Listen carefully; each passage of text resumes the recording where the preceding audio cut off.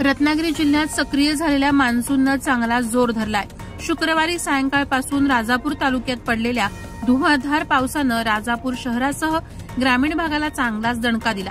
या मुसळधार पावसामुळे अर्जुना आणि कोदवली नद्यांना पूर आला असून मध्यरात्री या पुराच्या पाण्यानं पिकअप शेडलगत गणेश वडापाव स्टॉलपर्यंत धडक मारली होती।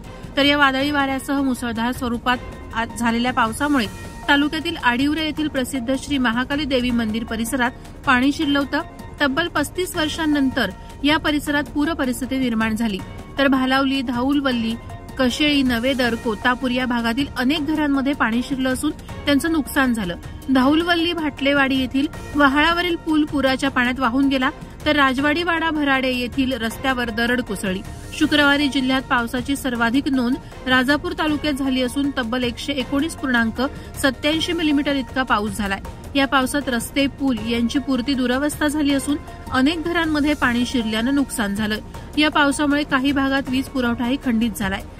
राजापूर तालुक्यात मुसळधार स्वरूपात पडलेल्या या पावसामुळे प्रशासकीय यंत्रणा अधिक सतर्क झाली असून तहसीलदार विकास गमरे यांनी गाव आणि वाडी वस्तीवरील नुकसानीचे तातडीनं पंचनामे करून अहवाल सादर करण्याचे आदेश दिलेत।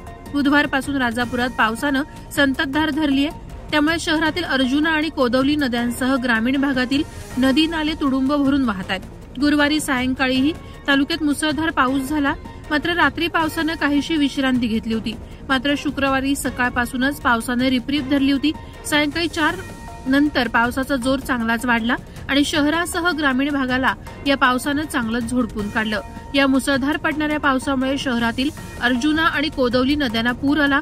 मध्यरात्री 3 वाजण्याच्या सुमारास या पुराच्या पाण्यानं जवाहर चौकाकडे कूच करत गणेश वडा पाव सेंटरपर्यंत धडक मारली होती। त्यामुळे नदी किनारी असणारे व्यापारी आणि नागरिक धास्तावले होते। मात्र पावसाचा जोर काहीसा कमी झाल्याने पाणी हळूहळू ओसरलं। राजापूर तालुक्यात ग्रामीण भागात या पावसानं जोरदार तडाखा दिला।